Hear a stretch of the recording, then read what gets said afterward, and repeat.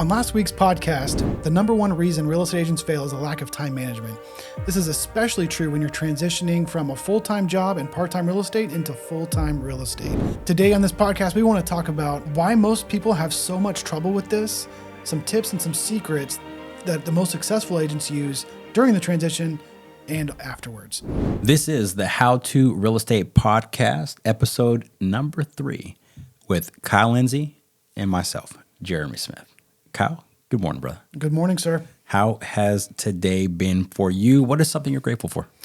You know, today has been an excellent day so far. Got a nice walk in with my dog earlier today. And today I'm grateful for coffee. I know that's probably pretty generic, but man, I had 2 cups today and they were both great. Love it. Love it, man. So my day's been good too. I'm grateful for the house that I live in. Super grateful for that. It's a good one. I've got 4 kids, right? And 3 of them still live at home. They're teenagers, all 3 of them. Yikes. And my youngest has a performance today. So she was at home, but she didn't have any friends over. But the other 2, the oldest 2 that are still in the house, the 2 middle children, they both had like several friends over, and they were in the pool and in the spa and on the trampoline and blasting music. I had to tell them several times after midnight to turn the music down in the backyard because they're just out there partying. So, man, I'm super grateful to be able to give them something that I never had. You know, to be able to provide a life for those kids that I never had. So that's cool. That's the dream, isn't it? Like to give your kids a better life than you had. Yes, absolutely, man. That's fantastic. You know, as a dad, I know this is not about parenting, but as a dad, like that's like your thing. Or as a parent in general, like that's your responsibility, right? Mm-hmm. You're supposed to give your kids things and help them to be better than you, right? And that's when you know you're winning. You know, and so it's cool. I like to see them have fun, and they're way better than me than I was at their age. That's awesome. Yeah. Nothing but growth from there. Heck yeah. Love it, man. I love it. Well, in order for me to have gotten there, though, right, to get to this point where I'm at with the kids and finances and the house that we live in, time management. Yes. Like this was a big part of the transition, was time management, you know. So those of you guys listening, Kyle and I both started off in our careers as part-time agents. Like we had full-time jobs, decided we wanted to get into real estate for the dreams and the goals and the freedoms that everybody's searching for here. And we had to make a transition, you know, just like most of you guys, either are in process of the transition, you've already made it, or you're considering doing it. When you're working a full-time job and doing real estate at the same time, that time management becomes absolutely freaking critical. Yes. And like you said, man, this is the number one reason why most real estate agents fail. You know, that is so true. And, I love the 2 different viewpoints here because, I mean, admittedly, Jeremy was a lot more successful as a part-time real estate agent than I was. So I feel like I took a little bit more of the typical path than you did, but I want people to hear that it's possible to do what you did. Absolutely.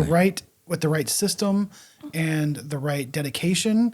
Like what you did is atypical, but it's not impossible. Absolutely. Like, and for all of you that are like me and maybe not have stumbled through it and maybe had to learn a little bit more the hard way, I'm here for that too. Yeah, absolutely, man.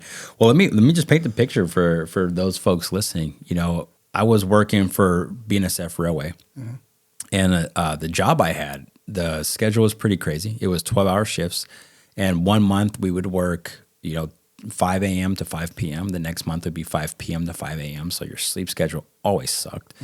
But one cool part is we worked like a rotating shift where it was 4 on, 3 off, 3 on, 4 off, right? Which that was actually pretty cool, right? That helped me in real estate where the other things were kind of against me. But the reason why I was able to close 41 transactions my first year with that full-time job was because of this topic, right? It was just understanding how important time was. And I think the first part was really understanding that we all have the same amount of time. And I know comparison can be bad, but I think it can be good too, right? So when I heard that, hey, we all have 168 hours in a week, as a W-2 employee, it wasn't something I was thinking about. Right. Would just, hey, go work my 12-hour shift and work for my days off, work for my vacation. that was what I was going to work for, was for that time off. And when I learned that, hey, we all have 168 hours in the week, and the question was posed, like, why are some folks able to do more with that time than others? That was almost like a challenge to me. I was like, well, fuck, why? I don't know if we may need to bleep that out, but I'm like, well, why? Why is it? Why is somebody else able to create so much more in their 168 hours than I can? So some things I learned that was taught to me by my coach and mentor, Joshua Smith, was you got to get clarity, right? You have to get clarity on what you want. And if you want it bad enough, then you've got to be willing to do the things with your time that are uncomfortable, that most people won't do. And when you're working a full-time job, you're like, hey, I want to go to work. I get up at this time. I go to work at this time. I work between these 2 hours. I come home, and now is my time to unwind. Especially guys. Like, we get home and we're like, we don't want to hear no words. We just want to go in our cave. I mean, we need some downtime to unwind. And yeah, please don't throw the kids or the house chores at me. Like, I just worked 12 hours. Like. Yes. Yeah. Don't ask me for anything. Like, I don't want to make any decisions. I don't want to decide what we're eating or where we're going to eat. I mean, I don't want to decide any of that. I want to decompress, right? Come home and decompress. But I got to a point where I wanted to be free from the railroad more than I wanted to decompress. I love that. Yeah. So it was that fire, there was like, okay, well, I've got 168 hours just like you do, just like everybody else. And now I've got to factor in how much time is realistic for me to work into real estate. I want to take a quick step back, though, because I think a lot of people are probably going to struggle with this.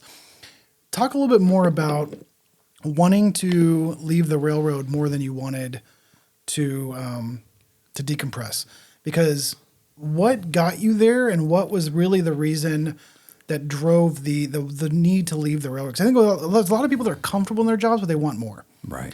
So what really fueled the need? Was it just a bad situation at BNSF, or was it at the railroad, or was it a stronger desire for your future? Like where were you on that spectrum?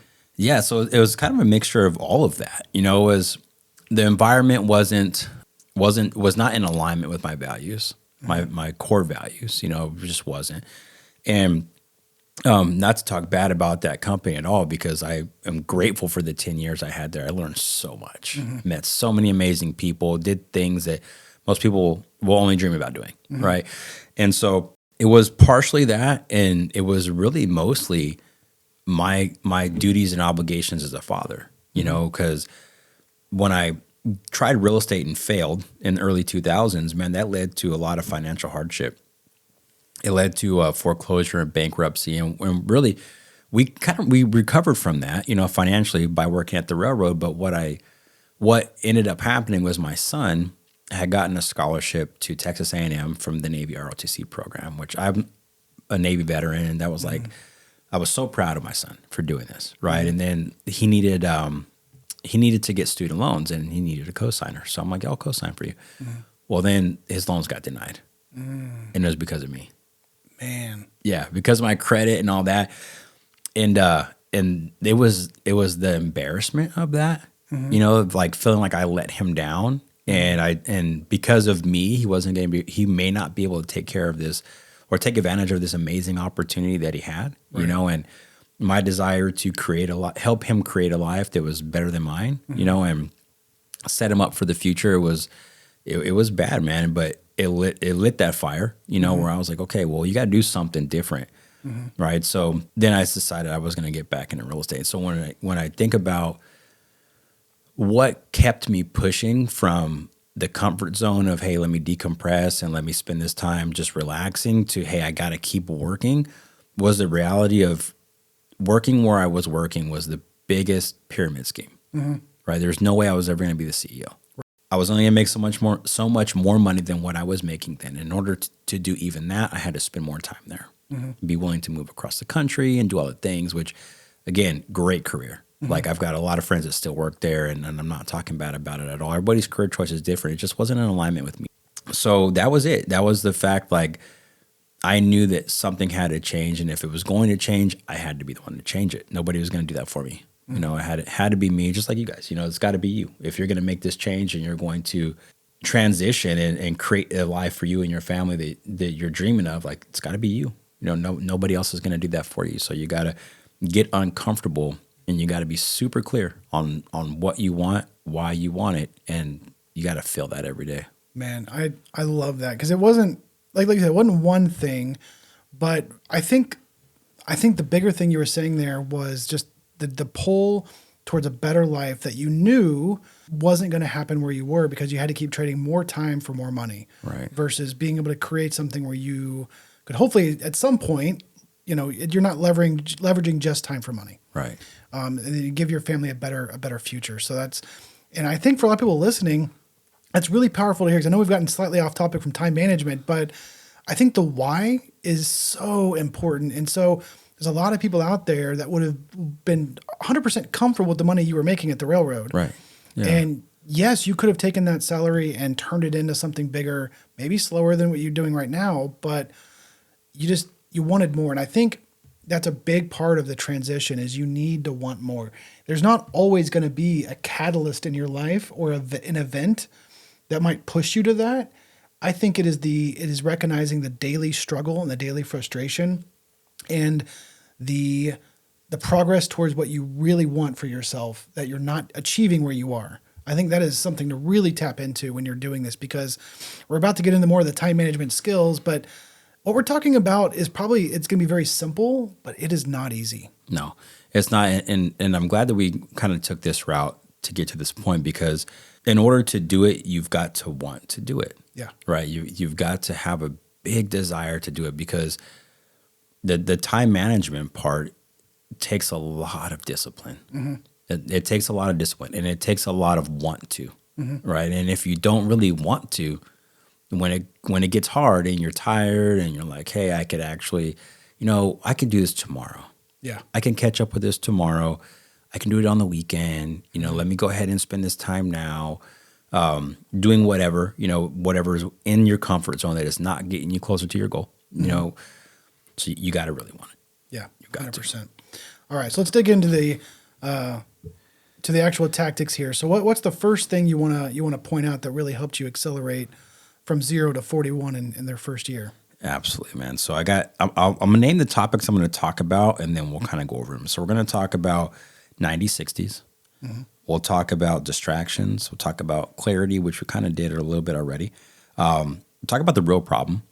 Okay. Right, the real problem to time management, and we'll talk about some priorities. Right. Perfect. So kind of combining two, that's clarity and 90/60s. Okay. Right. So what 90/60s are? These are time blocks on your calendar that are 90-minute increments and 60-minute increments. Okay. And the reason why I love these is because when I was working a full-time job and I was doing real estate in the hours where I wasn't working, there was no roadmap, right? And the broker didn't say, hey, do this at this time, like my employer did, right? When I came to work, the employer was like, hey, this is what you do. Like, these are your duties. Here's what you train to do. And then you do that. But nobody does that for you in real estate. So these 90/60s really keep you on track so that you don't spend too little time on one thing, but you don't spend too much time on one thing. But you don't learn how to time block in your real estate licensing process? No, they didn't teach us that. That's man. weird. They didn't teach us that. They didn't teach us how important it is. Yeah. Right? Never once did they even mention it. Right? Set us up for failure, man. But so 90s is working on the real estate activities that are vital to the growth of your business. Okay. Right? So what are some of those? So there's really three. There's contract negotiations, there's appointment conducting, and there's prospecting. Okay, so I said those in that specific order, but it's kind of, and that was kind of in a reversed order. Okay. One leads to the other, right? So you can't negotiate contracts if you don't have clients to negotiate contracts for. Makes sense. You cannot get clients unless you're conducting appointments. Okay. And you will not get appointments if you're not prospecting. Yes. So they tie into one another. Say it again for the people in the back. You cannot get contracts to negotiate if you're not getting clients. 100%. You can't get clients if you're not setting appointments, and you will not set appointments if you're not prospecting. Ooh. There you love go. it. There you go. So I did it in the reverse order because I want people to kind of walk back on that. But if you just realize in the beginning, like you may spend the whole 90 prospecting. There may be times where you spend the whole 90 conducting an appointment. You may spend the whole 90 negotiating contracts. Hopefully you get to that point, right? Yeah. That would be a lot of negotiating going on, right? And negotiating contracts is not just purchase contracts, right? That can also be buyer rep agreements. It could also be listing agreements, right? You can negotiate those things. So those 90s are designed for that. And there should be several different blocks throughout your day where you're focused on those things, right? But you don't want to spend too long on them because there's other things you need to do, right? There's administrative tasks. Maybe you're working on the back end of your CRM, or you're building out a drip campaign, or you're returning emails or phone calls from agents or prospects or whatever, right? You need to return communication. Maybe you're doing research on something. Maybe you're spending time learning, which I guess they tell you in real estate school you don't need to do that after you get your license. only for the CE class. Only on your renewal. That's all you have to do. Yeah, because I think that happens so much. Right. But yeah, spending that time, and then when you know, like, hey, okay, let's just say from 8 a.m. to 9:30 a.m. prospecting, conducting appointments and negotiating contracts. That's your 90. Okay, 9:30 to 10:30, you're in a 60-minute admin. Return phone calls, text messages that you may have missed, work on back-end stuff, design marketing, whatever you're doing. Then at 9:30 or 10:30, you go back into another 90, right? And then it's important to understand that like there's certain parts of the day where prospecting is more effective than others. Right. So if you're prospecting in the morning, 8 to 9:30, then you're probably going to want to do another window of prospecting in the afternoon, 4 to 5:30 or 4:30 to 6 even. Yeah. Right. So just plug in those times. Start with your work schedule, put that, if you're working full time, put that on your calendar and then plug in your 90s, then plug in your 60s. Yeah. Right. And that's going to help you to have clarity. I love that, especially because we need to also schedule those breaks in. And if you have a clear mark between a 90 and a 60, maybe give yourself 5 or 10 minutes to step out of your office or wherever you are, change your scenery, stretch, get a snack, whatever that is for you, step away for a couple minutes and then hopefully come back even a little bit more refreshed. Absolutely. And I also think that some people hear time blocks and they feel like it's too restrictive, but I feel when you can pre-plan your schedule and you know exactly what you're doing when, it takes the decision willpower out of your brain and you don't have to think about it. You just start doing it. Yeah. I love that. Yeah. And I would even challenge that mindset to the people that are saying, hey, that's too restrictive. And I would challenge you and say, so what? Like you go to your job, isn't that restrictive? If you go work for somebody else and they tell you exactly what you're supposed to do, how restricting is that? Yeah. Like you've got to ask for time off, right? You've got to ask to be sick. You've got to ask when you can go on vacation. That's pretty freaking restrictive, right? So although it may feel like it's restrictive, so what? Like you have to do it. Like if you want to succeed, you've got to do it. Well, you got to put the work in. And if you exercise what most people consider time freedom, meaning like, well, I wake up, I decide what I want to do that day. That is the path most agents take when they fail. Without having a schedule of any sort, you are destined to fail. And we're talking about here, time blocking is obviously, it's talked about a lot, but it's talked about a lot because it works. Yeah. And maybe the 90s, 60s don't work exactly for you. Maybe you do a bunch of 60s. But I think the 90-60 route is probably one of your better ways to go because you do build in more time for your more important activities. And I think that really needs to be stressed. There are more important activities in the day, and your email is not one of them. Right. Absolutely not. Yeah. Absolutely not. And a lot of times we find ourselves involving ourselves in activities to avoid the hard stuff. Yes. Right. To avoid prospecting. Yes. To avoid setting those appointments for many different reasons. But you find yourself doing a bunch of the admin stuff to avoid those things. So stick to them. Don't knock it until you try it. Right. Right. If you've not tried the 90s, 60s, and you don't really have a leg to stand on to say don't work. Yeah. Right. And some people may think that these things are going to be difficult to do, and they are for a while, but you'll do it. You'll get used to it if you're committed. Awesome. So time blocking is ultra critical, and I would 100% agree. So what is next on our agenda?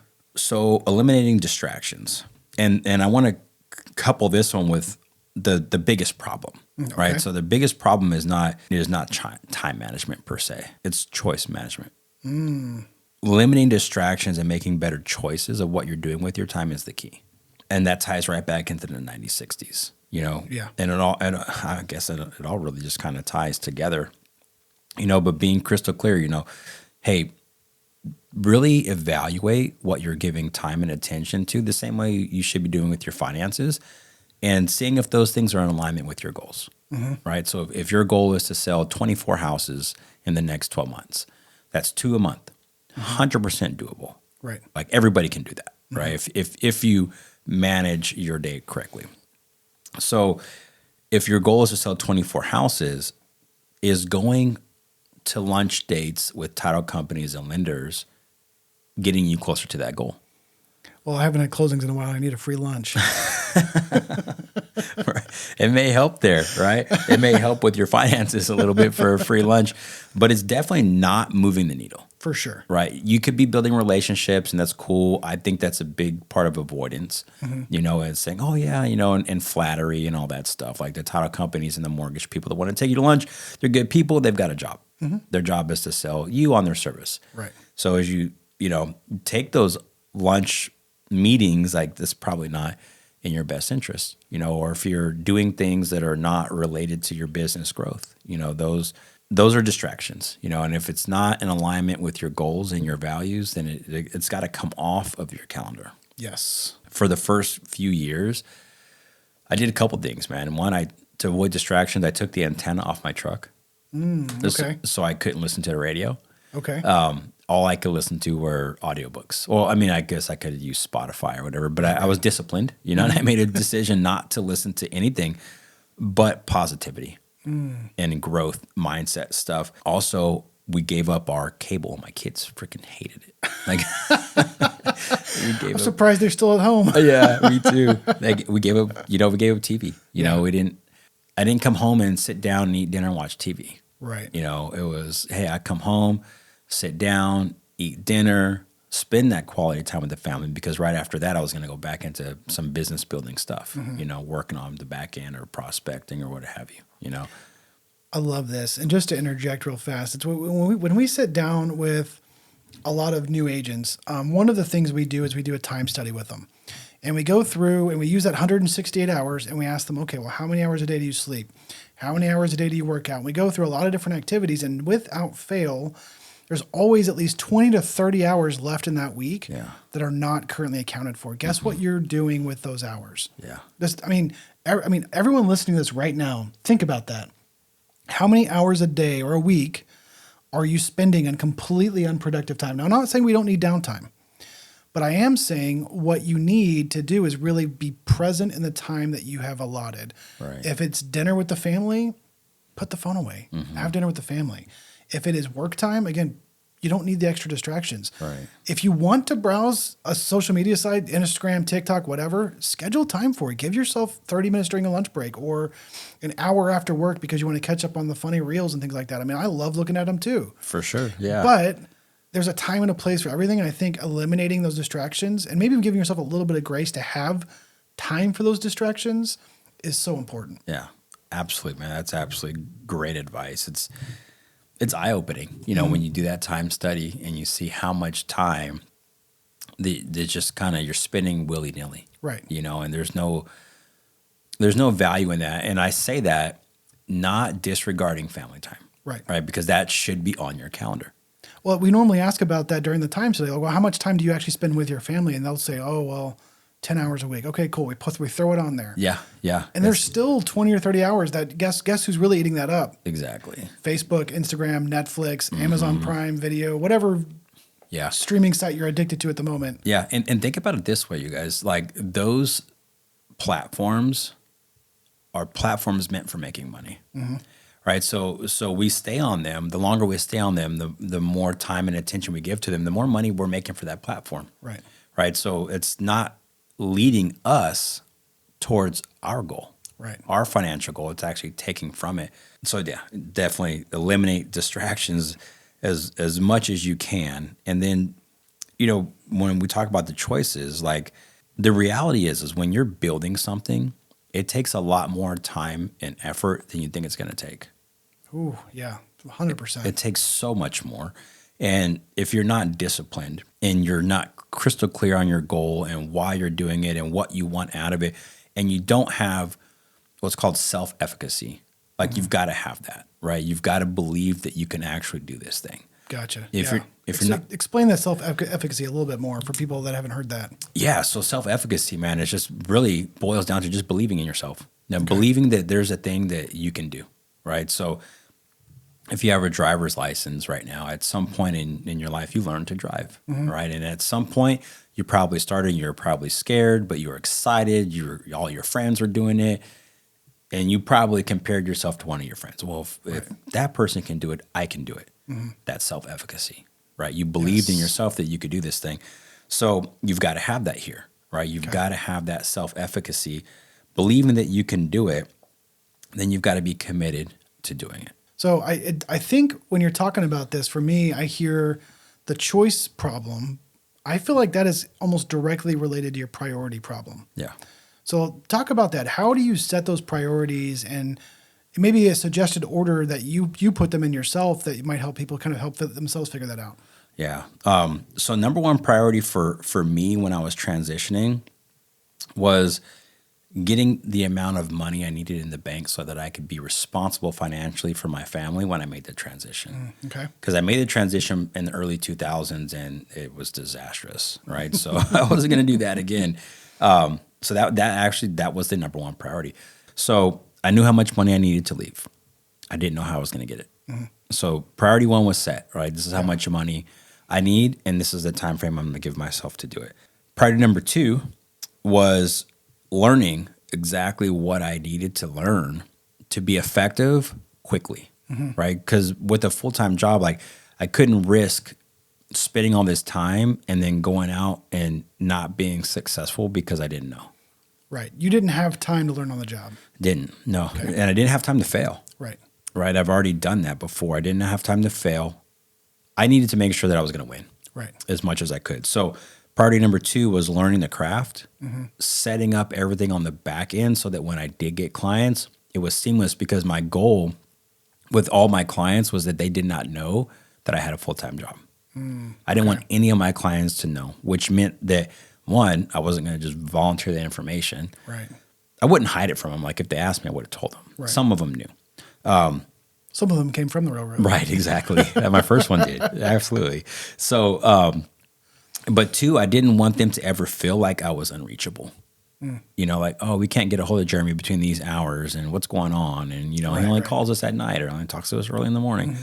I didn't want them to think that or feel that way, right? So I had to make sure that I learned as much as I could in the beginning before I got clients, so that it was seamless. It looked like, hey, this business is up and running, and it's been running for a while. It's a well-oiled machine. So that was priority number two. And then priority number three was going out and figuring out ways to get in front of people, to show them what I knew, right? And put into practice my buyer consultation, my listing presentation in real life scenarios to get new business. I love it. So to break it down even a little bit further, it sounds like priority one was a business outcome goal. Priority number two was learning your craft and being the best that you could be. And priority three was, surprise, surprise, actually getting in front of people. Yeah. Ooh, yeah. Scary. It's scary. I love it. And what I didn't hear on there was be able to talk knowledgeably about the latest Netflix shows. No. About what was the latest TikTok trend. Right. None of that. Anyway, I know we keep saying that. I'm not bashing those. I'm caught up on Mandalorian. I know what's happening on those, so anyway, we do. It's all part of it, but everything has a time and a place. Yeah. And I love the fact that here's your priorities. Now, your priorities may not match Jeremy's. That's fine. But I want to hear maybe a few examples of decisions you had to make along the way to fit those priorities that may have hurt a little bit. Yeah. Because I think, again, that's that choice issue we're talking about. Everything you do is a choice. And a lot of us like to say, oh, I didn't have time or I got too busy. Were you too busy? Right. Or did you not have your priorities outlined that help you make that choice? Yeah. Yeah. So, man, there's a lot of sacrifices.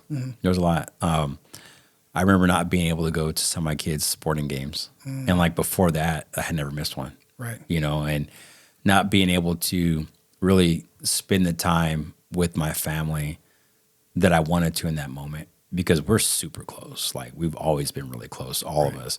So I when I look back, I mean, that was probably the biggest part, you know, that in which this one there doesn't really make that much of a difference to me, but lack of sleep. Like I learned to operate effectively on 4 hours of sleep.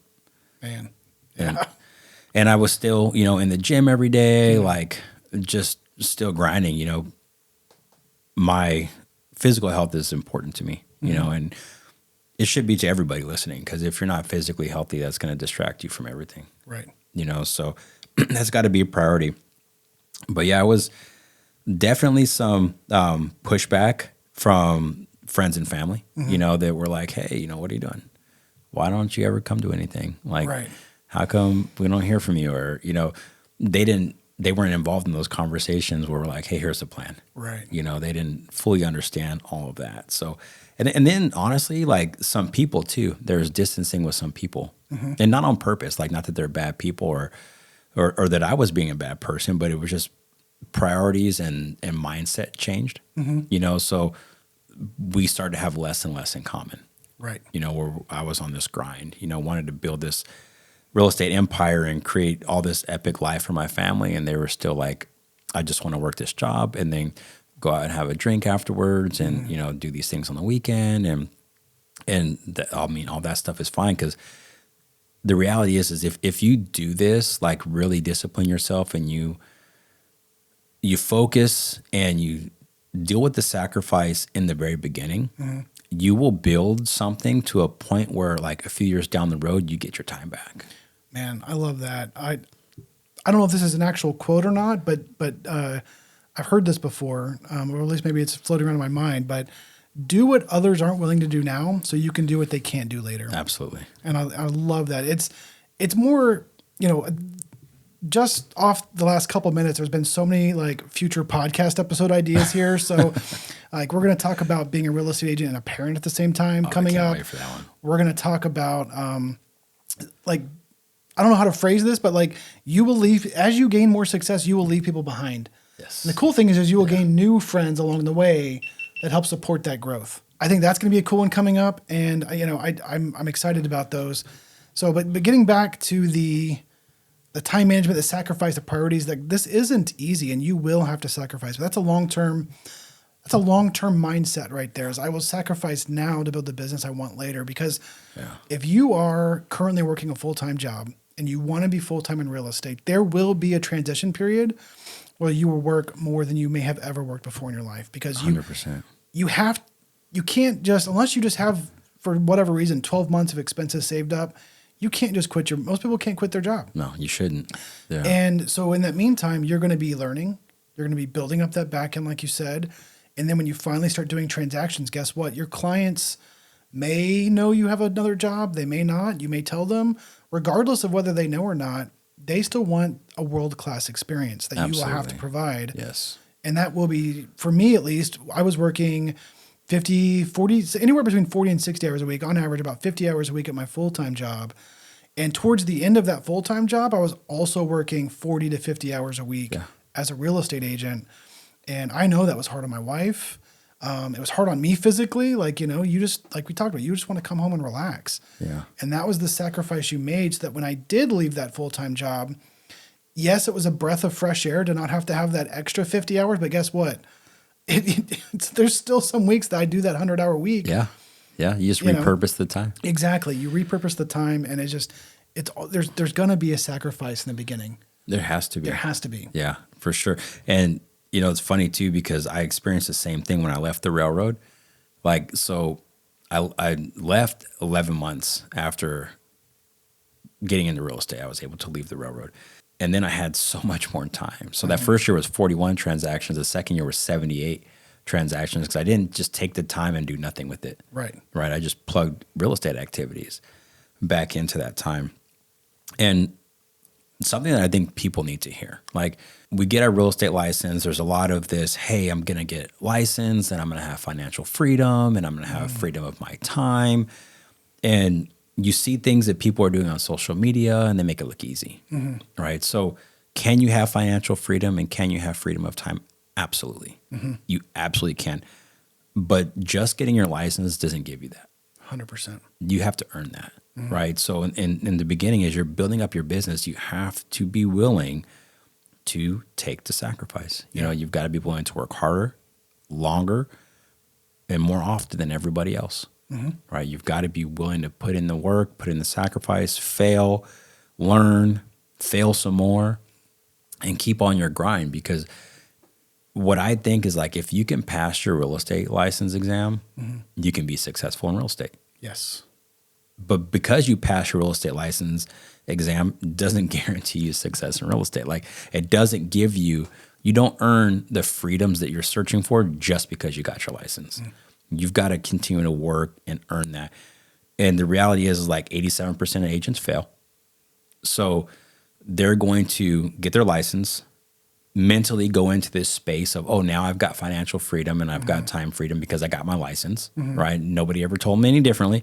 And then what's going to happen is they're going to struggle for a while, and then they're going to end up right back on that 9 to 5. Yep. They're going to end up right back there. It happens all the time. And, you know, this has been fantastic information. I'd like to, one final thought here about time freedom and redefine that for everyone. So real estate does give you time freedom, and it gives you time freedom right away. And I think that's part of the problem, is that we confuse what that really means. Having time freedom does not mean you get to do whatever you want whenever you want. It means you get to be the master of your own schedule. And I think being able to master the schedule versus being beholden to waking up and trying to decide what to do every single day, that's the difference between real estate agents that succeed and the real estate agents that fail. Yeah, it's like a lottery winner. Yeah, exactly. Like, you win the lottery, right? And all of a sudden you got millions of dollars. And how many of these lottery winners end up broke? Exactly.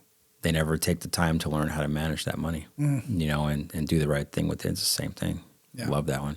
That's awesome. Love that one. Man, so this has been some fantastic information. Thank you, sir. We've gone over the 90s, 60s, setting your priorities, setting your whys, a choice problem, and getting your priorities in line. And I love it. There's so much good content today. All right. So for those of you guys listening, if you guys are interested in learning more about the 90s, 60s, or you want to try that weekly time study, feel free to reach out, comment in this podcast, or in the show notes, there will be an email address. It is the howtorealestatepodcast@gmail.com. Shoot us an email there, and we'll get you some of these studies and some of these documents that you can use to solidify your schedule and help your business grow intentionally.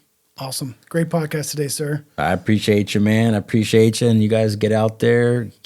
If you haven't already subscribed to this podcast, we're going to be dropping more epic content. We will have guests on here. This is only episode number 3, guys, so we're going to continue to grow. Let us know what topics we can cover for you guys. Let us know where you're struggling and how we can help you to get through that. Yes, please subscribe and hit that like button. That would really help us out. We appreciate it. Thank you once again, Jeremy, for the fantastic content today, sir. This is the How to Real Estate.